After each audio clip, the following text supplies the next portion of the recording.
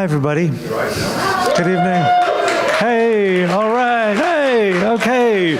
All right. I'm glad to see that some of you have hit the bar before you came to your seats. That's great. That's great. Good evening. Thank you so much for coming. My name's Damien. I'm the Assistant Director of Engagement and Editorial Projects. Come on in, y'all. Take a seat. I just want to say a couple remarks before we begin. I'm not used to a microphone, so I hope I'm not making this too caustic for you, but just a couple remarks before we begin. The first I've already said, which is I'm so glad you're here. I really am. I'm so glad to see some people who I am neither married to nor related to in this audience. Thank you very, very much. So without further ado, let me begin by making a couple announcements. The first is that the museum is publishing a book. That book will be published in May. It's going to commemorate the 250th anniversary of the Battle of Bennington and the battle at Fort Ticonderoga, and as well as another event you probably heard of called the Declaration of Independence. Myself and my co-editor, Tyler Resch, have been working very hard on it. Tyler, you in the building right now? Okay, he said he was going to be. I'll have to say something to him later.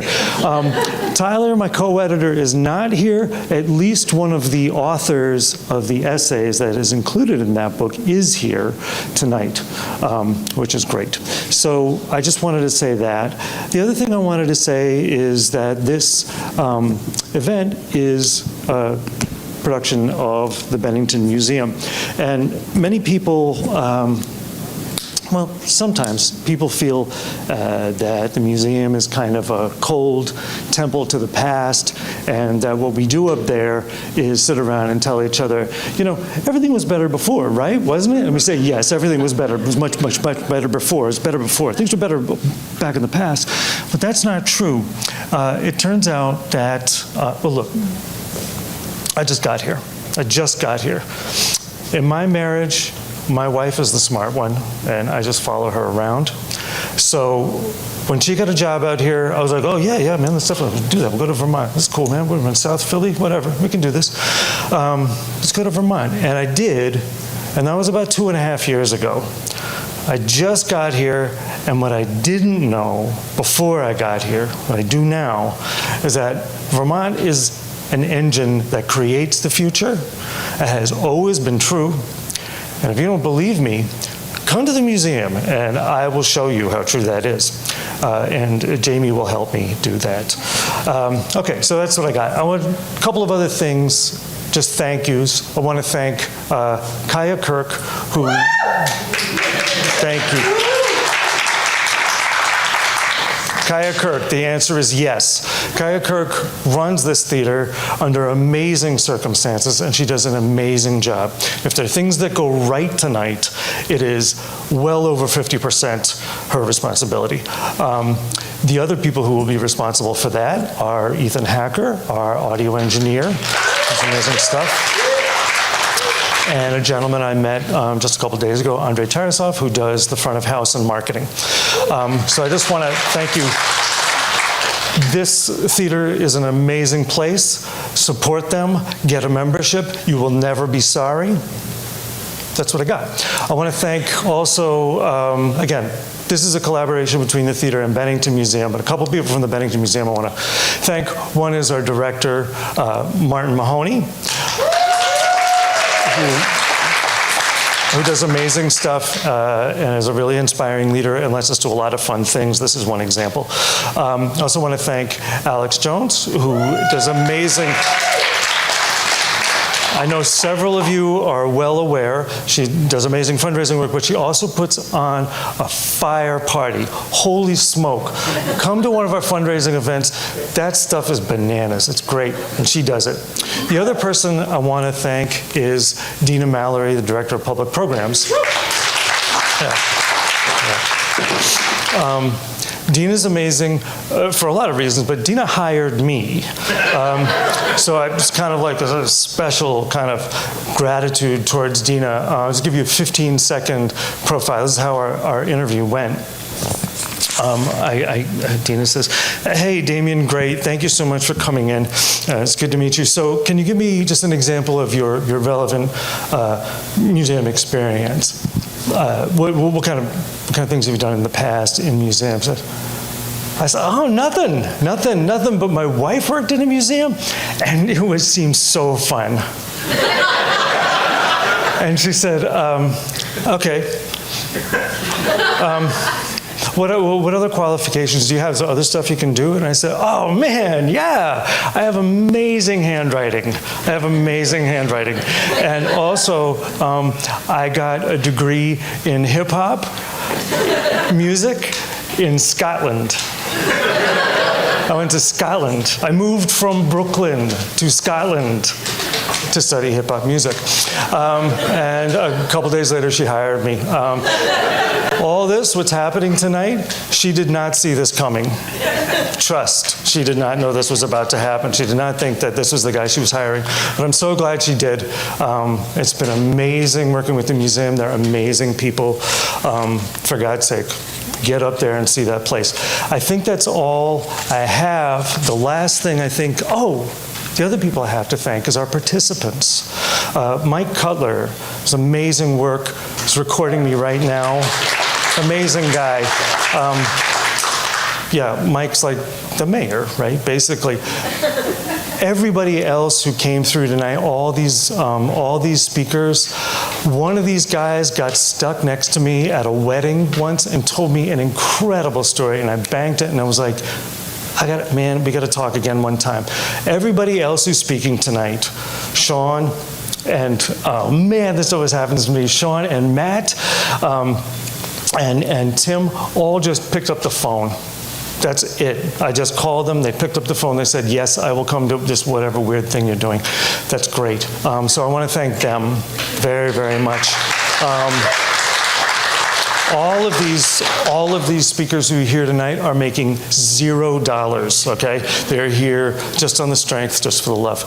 The last thing I got is, if this goes right, we might do another one. If you think you can tell a story, 1, you're right, and B, call me, okay? That's what I got. In the immortal words of the great Flavor Flav, let's get this party started, right? And next up we have Colonial Man.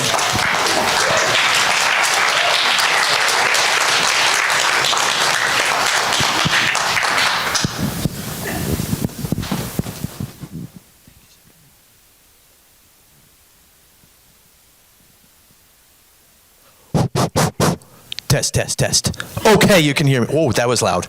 Hi, everyone. Hello. Oh, look at you all. You stretch out in the darkness there. Well, good evening, everyone. Damien failed to mention I am let me stand in the light here.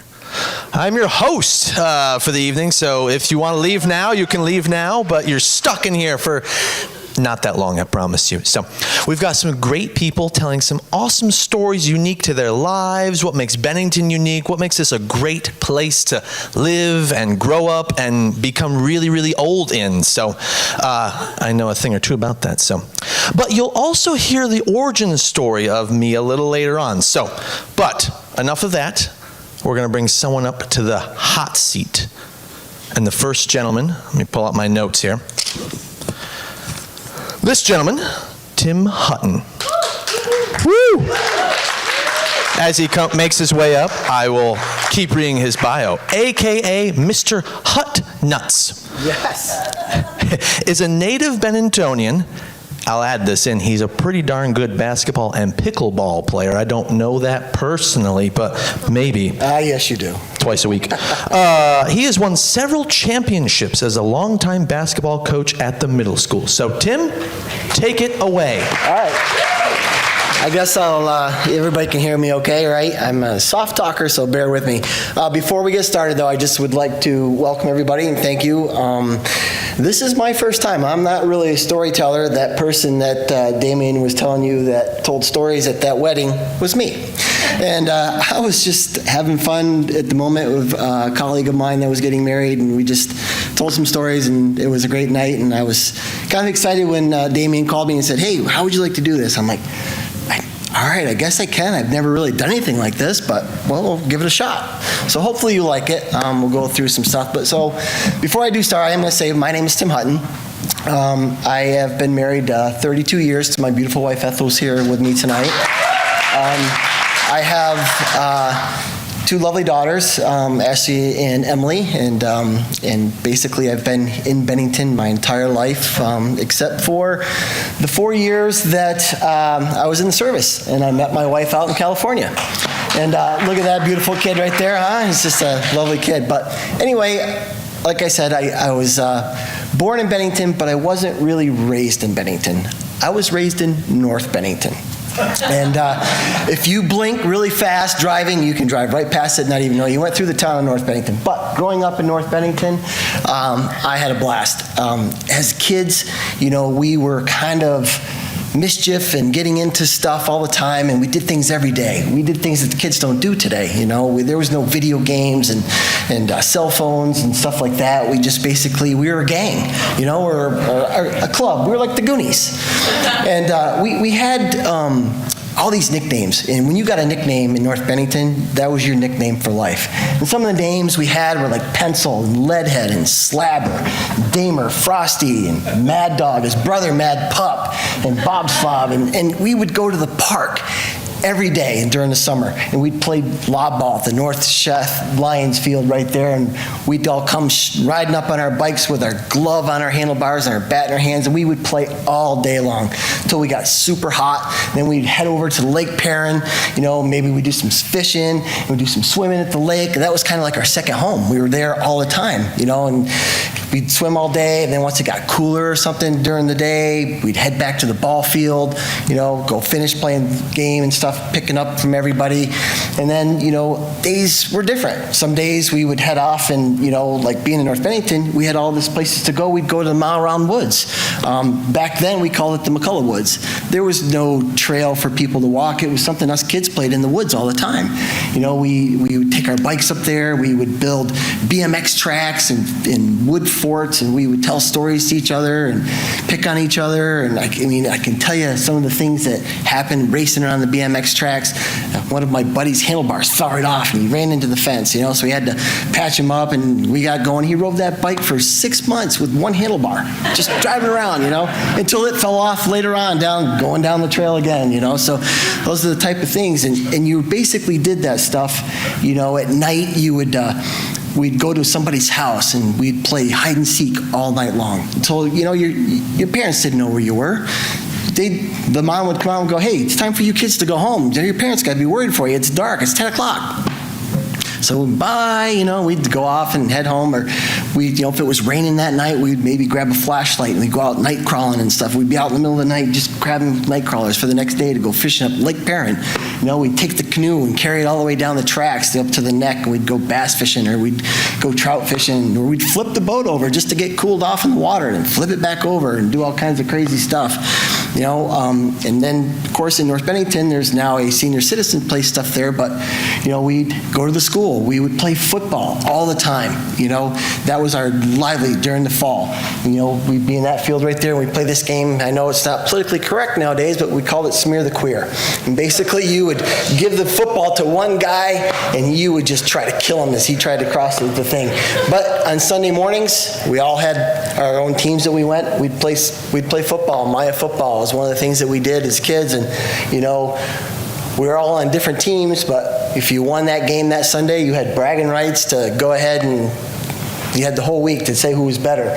Or we'd go over across the field to where the Homestead Muse is, and we had corn mazes. We'd build forts out in the middle of the field. It was cornfield, and we'd have paths and trails, and so people could get lost or you wouldn't get lost, and we'd have corn fights. There was a chicken coop there we used to call the Dodge's Chicken Coop. We'd throw corn stalks. I gotta tell you, those hurt. They're hard. During the wintertime, after school, we'd zip up to Puddin Hill and go sliding.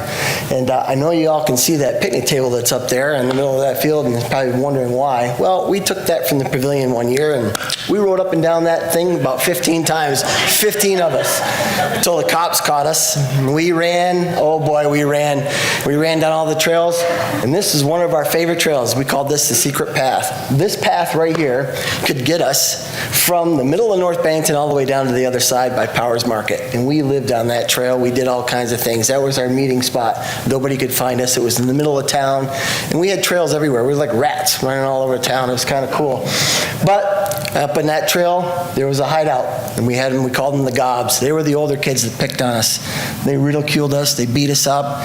So they had their car. They always used to smoke their cigarettes in there and make out with their girlfriends and stuff. And so we did a little trick on them one day, and we ruined their back of their car. But eventually, I got going. I grew up a little bit, came back, and I started coaching basketball. And I've been a basketball coach now in this town for 32 years. And my wife has put up with every bit of that. And I've done it all the way from Maya basketball to AAU to the middle school to the high school and back to the middle school. And these are some of my championship teams I've had with the girls. I've been doing the girls the last 6 years. And this year, I actually switched over and did the boys. And it was a totally different experience. But I had some fun with them this year. We didn't quite win the championship, but we will. We're going to get better as we go. And that's my team this year. Fine-looking boys they are and stuff. And I tell you, being part of North Bennington and being in this community, Bennington, that's why I moved back here when I did. Bought my house and raised my family here, and I love this community, and I'd do anything for it. And I'm hoping to give the kids today the chance that I had when I was a kid. So thank you for listening to me, and I know I'm not the most interesting man in the world, but if I was, they'd give me 6 minutes to talk to you. So thank you.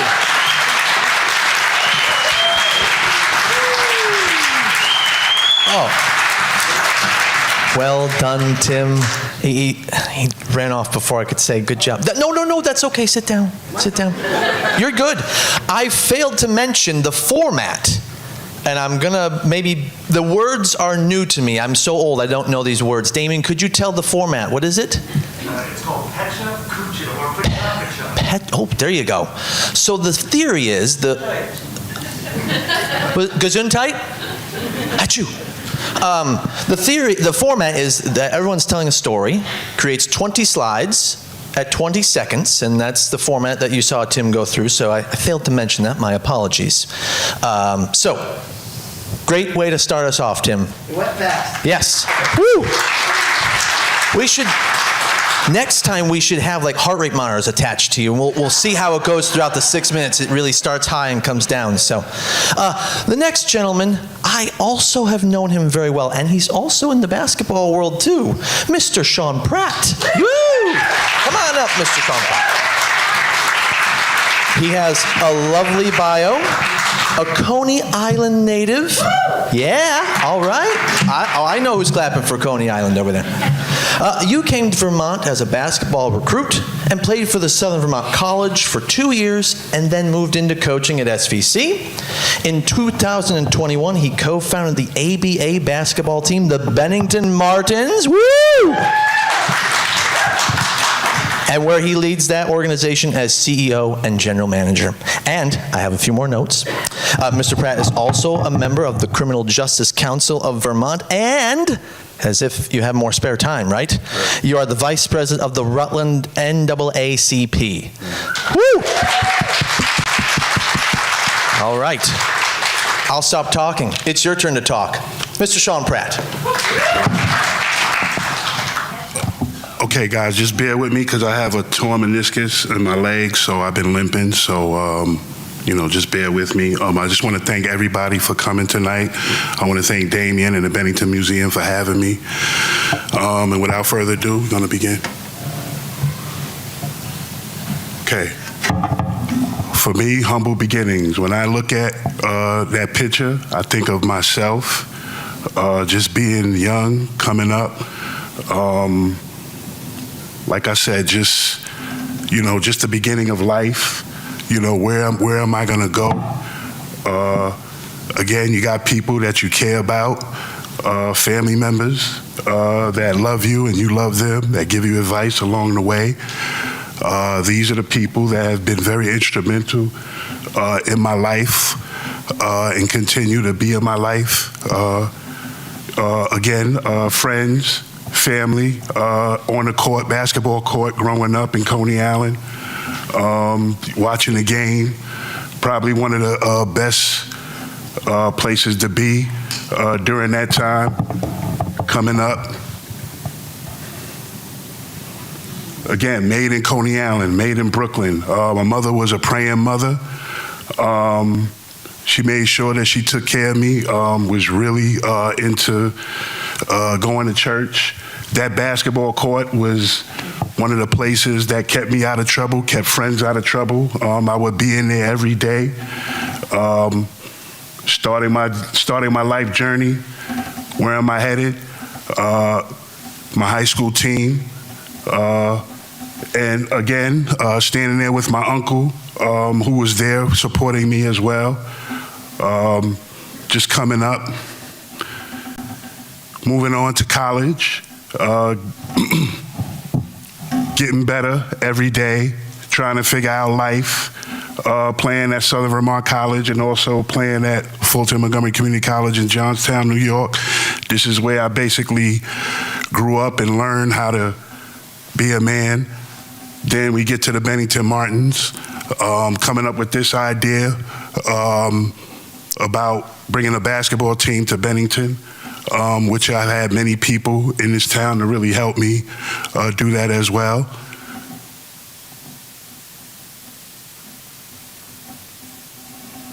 Brooklyn to Vermont, and then we got Tyler Mitchell, a guy that's going to be a nurse practitioner who also plays on the team. And basically, he's a guy that aspires to play professional basketball, but would rather be a nurse practitioner. This is the team, our rookie photo shoot that we took in the park during our last year. Most of these guys are all new guys coming in, very respectful. A lot of them have families and careers. Again, that's myself and Regina Mason, someone who's been very instrumental helping in this program of basketball for the Bennington Martins, who is now a co-owner with me as well, and coach, and general manager. Again, Regina standing with one of our best players, Juwan Malone, who has basically moved on to the next level. Playing in the TBL, which is the next step up from the G League. Just had a baby and doing very well. Again, in the parks is where it all started at. If you can recognize that guy right there, that's Stephon Marbury that played for the New York Knicks and played for the Boston Celtics, and is now residing in China. Yep. Again, Regina Mason with one of our basketball recruits, Marquise Smith, who's from Los Angeles, California, that we brought out here. Because most of these guys that we bring out here, we're trying to groom them and help them become better, not just in basketball.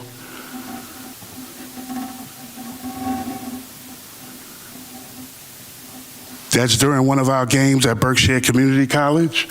Mark Sidbury, a guy that's really working hard and getting better. But this is during the time that we played the 413 Elite out at Berkshire Community College. There we go again at the middle school. That's Todd Spotwoods going up for 2 points. Was very instrumental in that run that year. Right now, he's playing for the New York Phoenix in Schenectady, New York, a brand new TBL team, so he's moved on. This is something we made up. It was taken out of the 1997 rookie photo shoot for the NBA. We kind of did a replica of that and redid it with a lot of these guys. Most of those guys now are playing on ABA teams. Again, Juwan Malone, one of the most prolific high flyers in the Northeast ABA. A guy that's going to do really well, and you probably could see him in the next couple of years on TV.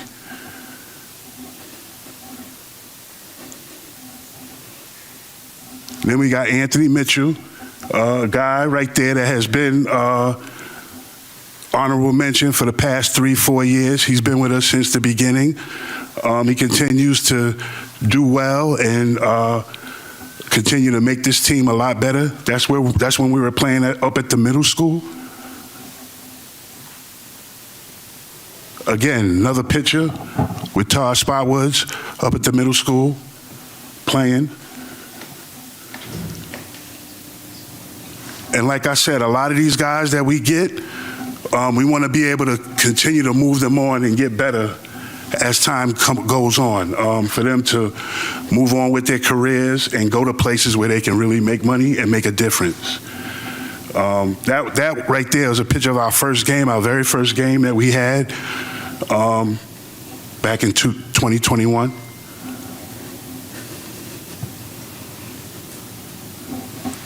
And that's it.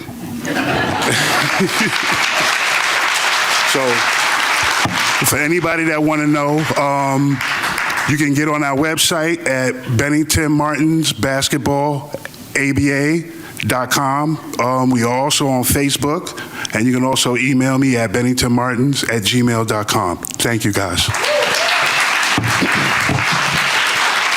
Woo. Way to go, Shawn. I have another tidbit of information for you. I just keep spreading them out so I don't say everything up front.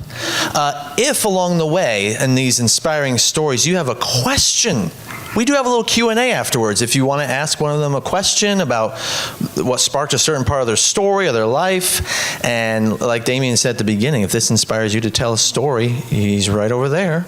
And we can make this happen again, okay? Next week. Just kidding. Okay, so we're going to move away from sports, and we're going to go to something different, but oh so Bennington, okay? The next gentleman, Mr. John Getchell. Right here. Woo! He also has a nickname, AKA Gingerbread Man. A finely aged alumnus of Bennington College. A champion Mastiff Wrangler, which she's really cute, isn't she?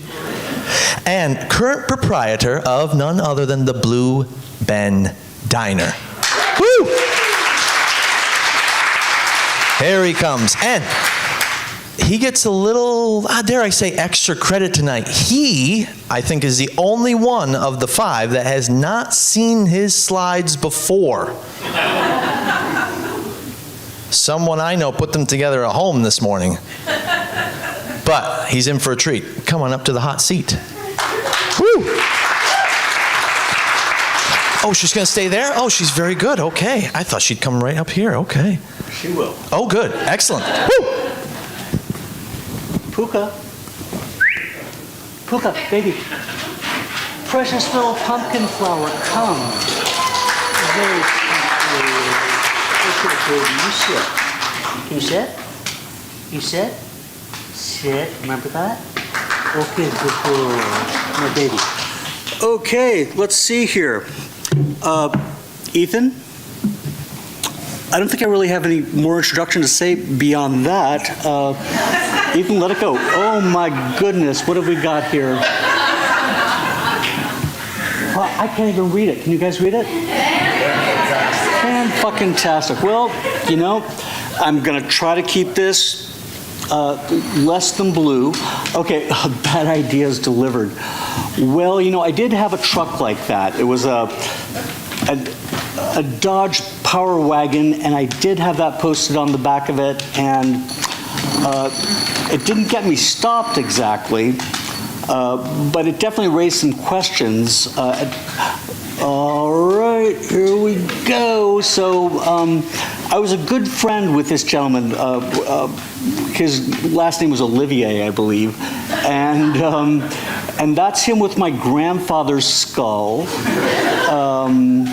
They were close. The gentleman on the right, damn. Okay, so this looks like DC from the 1970s. I grew up there. DC was a wasteland at that point, and the only thing we had was the 930 Club, which was a big punk rock club in DC at that time. Saw a lot of great bands there. X, the Dead Kennedys. Oh my goodness! And here we are. I think that's the Bad Brains. I think that's the Bad Brains at the 930 Club. Yes, I may not have been there that night, but yeah, those are the boys getting wild, and the Misfits, my goodness, along with, I think that's Sid Vicious, third from the left. And I don't know who the guy on the far right is, but Misfits, great band at the time. I did a lot of bad things in those days. Oh my goodness, so that looks like a Mastiff. That is not Puka, I don't think, but that definitely looks like a Mastiff. Might have been one of Puka's friends, not totally sure. Error. Okay, that looks like DC in the late 1970s. Error would have fit a lot of what happened there in those days. My goodness, I'm not getting a whole lot more out of that picture. Anything? All right, here we go. So, this thing called Sign of the Apocalypse. I bought this thing called an internally illuminated marquee from Sam's Club. I set it up in front of my house maid, and I did this every day for close to 5 years. Every day, something new. Just something I could fit in the sign. And I actually published a book on the subject called Sign of the Apocalypse. And there you have it. Ruminations of Wit from an American roadside prophet. That was someone else's idea. Me, I was just coming up with crazy stuff and putting on the sign. Kids in school, the school buses would slow down so the kids could read them. And here we are. That was me at the Chamber of Commerce in Kennebuck, Maine, many, many years ago. They wanted to feature the sign for some reason. And there I am. I'm probably a little skinnier. I'm Silk City Diner. Okay, more relevant. So I took over the Blue Bend Diner. You guys know the Blue Bend. I started going there in 1981. I had the Blue Bend omelet. That's Mary Lou Monroe. She's the woman who was kind enough to sell me the Blue Bend Diner. She and Sonny ran the place since about 1970. I'm only the third owner. I totally follow in their footsteps and try to honor what she and Sonny created there. If it ain't broke, don't fix it, right? And that's the whole idea. And there's me. So here I'm doing an ad for my new gym. It's going to be called Planet Fatness. I'm there with Puka. I've lost about 25 pounds since then. Taking over the diner was not good for my waistline, and there's Puka. She's holding down the floor. What she does, she just kind of melts. She's got a lot of wrinkles. She just kind of blends into the environment. She loves owning the diner. She gets bacon every morning. And there's a great picture. I think that was from Reader's Digest or something. No, Yankee Magazine. And there are a lot of people in this picture that either work in the diner now or did work at the diner. And I thought this was a lovely illustration. There's the current president of Bennington College. Her name is Laura, blanking on the last name. Lovely lady. She's helped to usher the college through its current incarnation. Still a great school. Not as crazy as it was when I went there. I can tell you stories. Jim Woodward. Okay, so this guy, he took me under his wing early on. I ran the recreation committee at Bennington. They gave me a stupid amount of money to throw parties. He called me the party czar, and we became great friends. Jim was the person who told me about, here's one of my buddies. He kept me in the loop.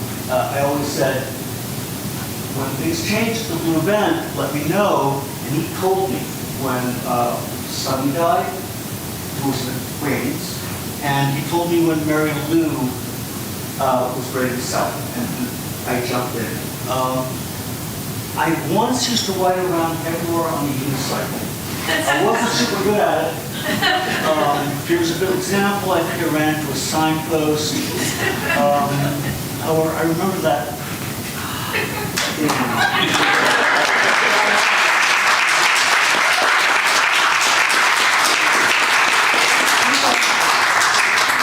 you have anything to add?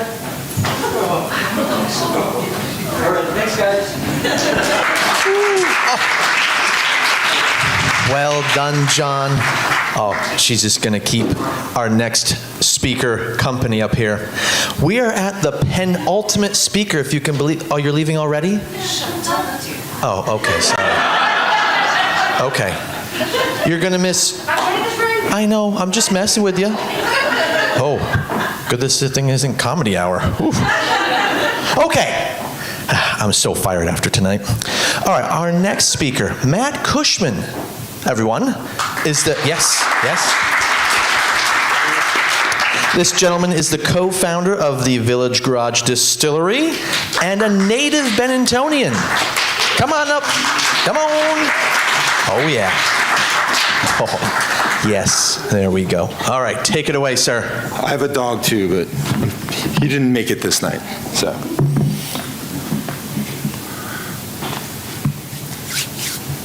Ethan, take it away. So, as I mentioned, my name is Matt Cushman, and I am one of the co-founders of Village Garage Distillery. Having a sense of place or location is really important for the whiskey industry. So when we started this, I decided to look a little bit into my background and my connection to Bennington, and I'll share with you a little bit about what I found. I was born in what then was Hutton Memorial Hospital. Grew up on Gage Street in the heart of Bennington. Spent a lot of time hanging out here in circa when this photograph was taken in Willie's Variety Store, and riding my bike around the neighborhood. It was right next to the Union Carbide plant. I don't think in 1980 too many people would think that the Union Carbide plant wouldn't outlast Willie's Variety. This is the cover of the Bennington banner on June 25th, 1980. My brother was playing post 13 baseball. I was playing with the water fountains with my friend Earl Bump, and managed to make it onto the front page of the banner. 1984 was a big year for my family. We moved to Florida. My mother graduated with a degree in computer science at age 40 and got a job down there as a good programmer. I had a lot of mixed feelings about it, which came out on our last night in Bennington together, as you can see with my smart-ass tongue sticking out. And this is my family now. I met my beautiful wife in Pittsburgh in college. We moved around a lot. When we decided to have kids, we moved back to the East Coast and settled down in upstate New York, kind of proximate to both of our families. Always made it up to Vermont a lot. Have my mother's still here, my brother is still here, my sister was here until recently, and visit a lot. This is Glenn, my co-founder of Village Garage Distillery. It was at my sister's house, and Christmas Eve of 2018, we were sharing a cocktail and shared this crazy idea of starting a distillery together. Maybe we had one too many cocktails that evening, I'm not sure. And this is the distillery. Glenn knew the perfect building in town. It was a historic building that had been used as the town highway garage for many decades. And we purchased the building and renovated it and opened our doors in 2021. Prior to being the town garage, it was actually an International Harvester factory, another Dow 30 component, along with Union Carbide, that is no longer around. And it was a real center for the farming community in and around Bennington at that time. This is actually a dairy cow auction that was being held inside the distillery at the time. So in the process of all this, pandemic occurred. I had some time on my hand. I decided to dig a little deeper into my connection to Bennington and my family's connection to Bennington. I knew a little bit about it from my grandparents. This is my grandparents, known affectionately as Ma and Gramp. My mother's parents, you can see my mother as a child and on her first communion. My grandfather's father stowed away on the eve of World War I on a cattle boat, along with the cattle from Lithuania, and moved and relocated to Hoosick Falls, New York. These are the parents of my grandmother. So that's George and Grace Noyce. His father, I did some research, was also George Noyce of North Bennington. His father was Champlain Noyce of North Bennington. And then his father was Nathaniel Noyce, who moved up to North Bennington from Stonington, Connecticut. These are the graves. They're in Hinsville Cemetery. I visited with my mother during the pandemic in Hinsville Cemetery, just about a half a mile from the house where she grew up, of both Nathaniel and Champlain Noyce. Champlin's father was Nathaniel Noyce, and her mother, Temperance Champlain of Stonington, Connecticut. And turns out Nathaniel Noyce was in the Revolutionary War. And if you go back far enough, it turns out, which I had no idea, we were descended from William Bradford, the first governor of Plymouth Plantation. And doing some other research, you find all kinds of weird things. I was always a big fan of Thomas Pynchon. It turns out that we're cousins. We're descended from William Pynchon, the founder of Springfield, Massachusetts. And I think you can all see the family resemblance between the three of us. You really find out some strange things when you dig into this. For instance, it turns out I'm descended from Emperor Leo VI, Emperor of the Byzantine Empire, born in Constantinople in 866. This is true, apparently, according to the internet, at least. I bet you really, on your bingo card for tonight, being in the presence of Byzantine royalty was probably not part of that, but, you know. And it turns out there's a Scottish king as well, King William the Lion of Scotland, king for 49 years in the 11th century. And that's actually a few hundred years before the invention of Scotch whiskey, which was in right around 1500. So I guess this is in my genes to eventually start a distillery in some way. So it was really an interesting rabbit hole to fall down to investigate genealogy. A lot of people take it really seriously. It's kind of fun to do. Vermont has a lot of great records online if you do some investigation. I think it's fun. I wouldn't take it too seriously. Millions of Americans are descended from pilgrims. And you find out some weird things about the past, too. You can see this census record from 1960 shows free inhabitants of Bennington, or they only list the male head of the household in the census records from before that, or girls are first age of marriage 13. So Winston Churchill, addressing Parliament, said that those who don't remember their past are doomed to repeat it. And I think it's a really important lesson. When you go through all this, nothing ever stays the same. You can't resist change. Everything is in flux. But it's important to have a connection to our past so that we can remember really what our core values are and kind of try to persist those in the future. The Bennington of the 1970s and 1980s I grew up is changed. It's not the same. Union Carbide's not there. International Harvester's not there. But I think those core values that we have are really the most important things, and I hope we can all remember those going forward too. So, thank you.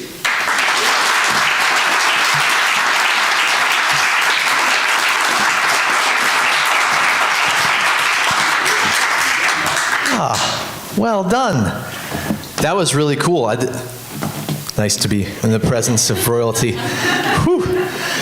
Okay, the last speaker of the evening has a lot less to share because he's a lot younger than the other speakers. I don't want to be rude. Sorry, Tim. Are you the oldest? I'm just kidding. Oh, he's gonna spike that pickleball at me next week. Okay. Woo.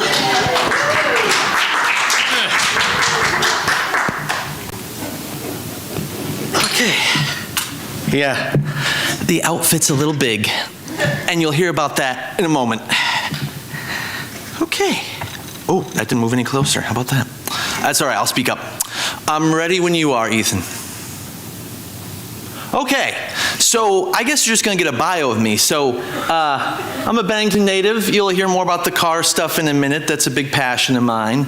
But growing up here has always been really exciting. You know, I think back in high school, all my friends were like, I can't wait to get out of Bennington. It's so boring, there's nothing to do here. But I really enjoyed it. So, the early years, you have to enjoy this for 20 seconds. That is my girlfriend, now wife. We met in high school, and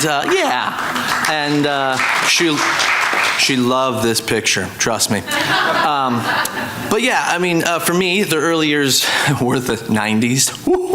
So here we are, the 90s and to today, kind of, but high school, Cat in the Hat was a big thing. That was a big thing I did. And it continued to that far corner in the lower left of me doing a Seuss quote at the graduation, not knowing that I was going to get the Patriot Award that evening. So, but there's a young picture of me back in the 90s looking really cool in the Carolina Tar Heels. And obviously Cat TV is my day job. That's where I work. And I was lucky enough to win a Rising Star Award in 2018, which was really exciting to do. But I really do love my job. So obviously married my wife. And the picture on the left is, of course, I'm a really goofy guy, but it's a really sentimental one to me. It might be goofy as heck, but it's the last picture I took before I became a dad. And there she is, our lovely almost 3-year-old who really, every day it's something new and adventurous and exciting. So I truly love it. And Bennington is a great place to explore. We really are fortunate with all of the roads and trails and everything around here. So I think this was taken during COVID, a bike ride. I used to bike a lot during high school, probably 5 miles a day or more.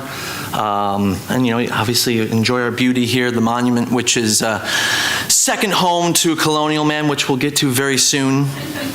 But yeah, we just really are lucky to live in such a beautiful area. So, and then continuing on with exploring those things, that really recently for me was the Bats Trails. I didn't really know about them till at least COVID time. So my friend and coworker Will and I exploring in the winter, getting footage for Cat TV, and then our dog Harley, he loves his walks. He's a little older now, but loves his walks and things like that. So we're really all lucky to live in such a cool spot that is so accessible to trails and biking and all that kind of stuff. So cars. I went to film school in Florida, so I did leave for a little bit, and for some reason or not, I don't work on cars. I couldn't tell you how to work on cars, but I really loved enjoying taking pictures and videos of cars, and I don't know where that came from, but over the years, it's something I've done. I've been fortunate enough to travel all over the country freelancing from like 2015 to 2022 with CNET and their automotive brand. Some of these pictures are pretty recent, even in town. And some of these things were from New York. This one was a really cool trip to the Volvo factory in Charleston, where they invited just 12 outlets to go and sit on the assembly floor, and people of the journalists would learn how to put a piece of that car in assembly. So we were watching the sunroof come in and up in production. So they're like, have a seat, it'd be pretty cool. This gentleman I met, he Googled automotive videographers in 2015 and said, hey, I need you to film a McLaren in Connecticut. Could you come meet me? And thus began this, I would say, friendship and partnership with the company that he formed with CNET. And this was a cool trip for the Ford Focus RS down in Monticello. And my uncle found this. I thought this was really funny. Back in, I see the date up there, I think it's 2018. I was at the New York Auto Show. I usually go every year, and someone took a picture of me taking a picture of a car, and it wound up in the Wall Street Journal. Woo! Who is that? Okay. Colonial Man. The name, I can't remember where the name came from, but the outfit here is from a gentleman named Willie Jones, who every year, every year would read the Declaration of Independence, and he came into the studio, and I think he kind of has given it up, but I tried it on, so no offense, it's why it's a little not form-fitting, which I kind of like. It's kind of funny and unique, and as you can see through the years, we've covered the Bennington Potters, Midnight Madness, Falling Asleep in Tents, reading Christmas Carol, trying to do talent shows. My wife took that, which I thought was really funny. I told her that'd be on there. She's really proud of me. And I dressed up as Putnam for the hospital's 100th. I don't see the resemblance, but it was fun. That actually is me in a play as an old man, which no one actually knows it's me sometimes. But all that dressing up and playing older people, obviously I've had a big love for the stage since high school. My parents were really shocked when they said, you are auditioning for a musical? A play? You didn't speak till you were like 4. which is true. I would point at a lot of things. So now I just can't stop. So I do a lot of things at Dorset and in Bennington, and I'll try and run through. We've done the complete works of Shakespeare. We've done 39 Steps, which, if you've seen that, is a really funny farce about World War II. Playing Mr. Memory down there. He holds the secret code that they're wanting to get out of the country. The Old Man up there. So yeah, it's very exciting. And along the genealogy line, this is a new discovery. With a project I was doing at work, this woman that I was working with for this 250 project, she just came in and said, "Thank you so much. And oh, by the way, I do genealogy." And she asked me some questions I really wasn't thinking about. "Oh yeah, I was born here. Yeah, not too far back, blah, blah, blah, blah, blah." Turns out I'm related to a descendant of the Green Mountain Boys. So that could be something for next time. So, thank you.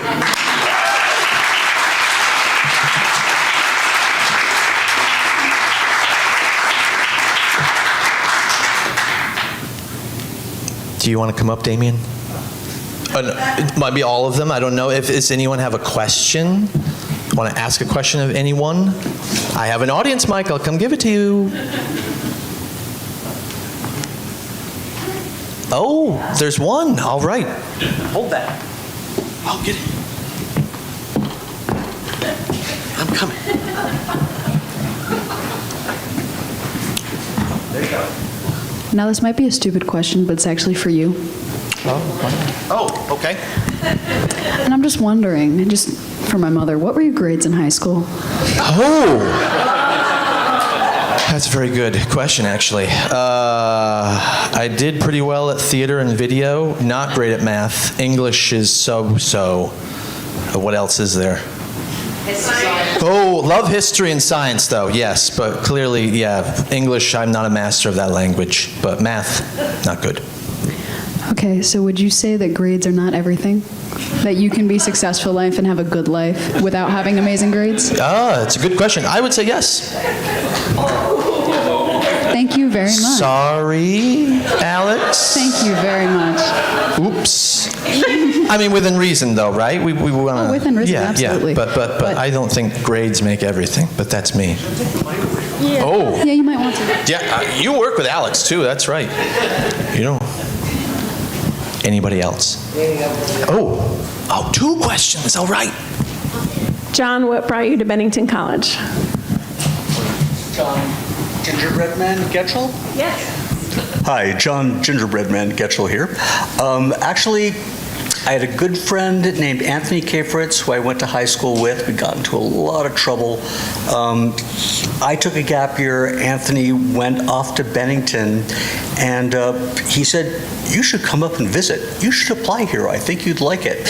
So I remember in 1981 taking a Greyhound bus from Washington, D.C. up here, and I just landed at the college, and it just felt like home. And there were so many beautiful young women there. And actually, I came up on a Friday night. There was a Friday night party. They just wrecked me. And the next morning, Anthony and a couple of people took me to the Blue Bend Diner. And I had one of Sonny's, it was either a Sir Ben omelet or the pesto omelet. And it totally set me up. And beyond that, I was scheduled to ride that bus around the country, visiting colleges I had applied to. I actually got a scholarship to USC. I never actually went and visited USC. I just came home and went to Bennington College, got through in 4 years. My parents said I could not do it in more than that. They would not pay for it. And I graduated in 4 years, but I had a great time, and that's pretty much it.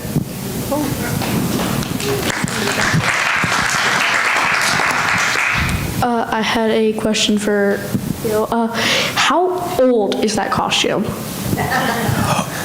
Good question. I don't know, actually. Older than me, for sure, yeah. Ooh, way up there. Maybe it should be in the museum's collection. Oh, yeah. I'm just a distillery guy. Sorry, I'm bad with names. Matt, yeah. Matt. Your distillery was so wonderful. I just discovered your fish and chips were the best in the area. And then all of a sudden the restaurant and bar closed. Is that on the table to one day reopen all that? Stay tuned, everyone. I don't want to make any big announcements, but we have things in the works. So I'll second that on the fish and chips. Yeah. So we have hopefully some good news for you coming up soon. But the distillery is still operating. We still have the bottle shop going, and we have something in work to reopen a restaurant, working with someone. So thank you.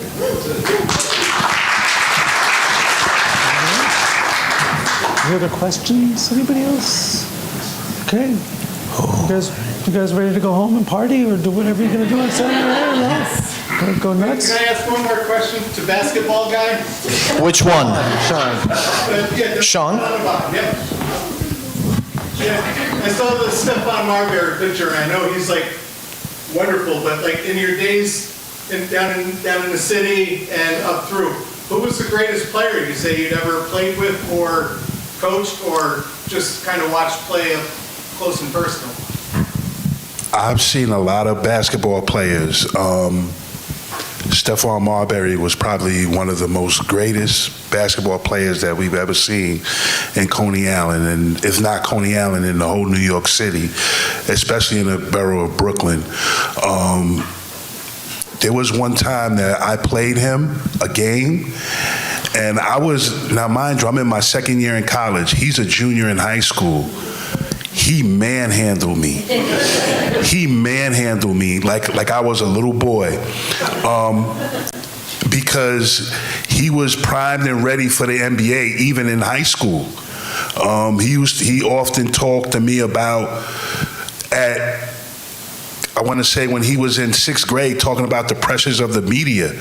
So he was already primed and ready because he had brothers, Don Marbury and Eric Marbury. Eric Marbury played at the University of Georgia with Dominique Wilkins, who's a top 10 NBA player. So he had a lot of the knowledge to be able to move on and get better. But I would say Stephon. There was a lot of players, as well as Sebastian Telfair. But I would say Stephon Marbury, probably one of the greatest basketball players I've ever seen coming out of Coney Island. He went toe-to-toe with Michael Jordan and a lot of those other guys. So I would say Stephon Marbury.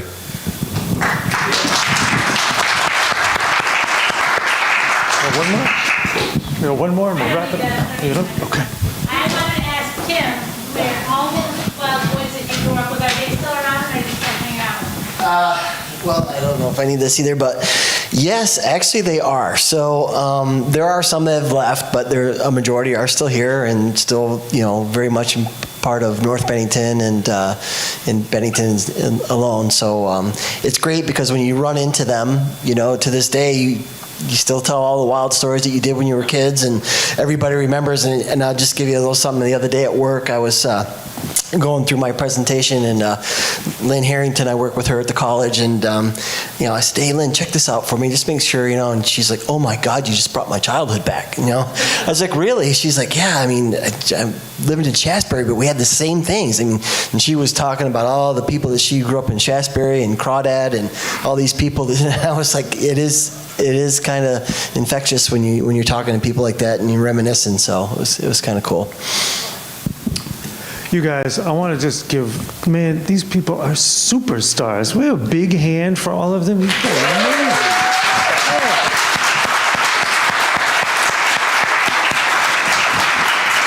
And this one, thank you so much for coming out. Thank you so much. Get a membership to this theater. Get a membership to that museum that we work in. For God's sake, it's amazing. All right? Thank you.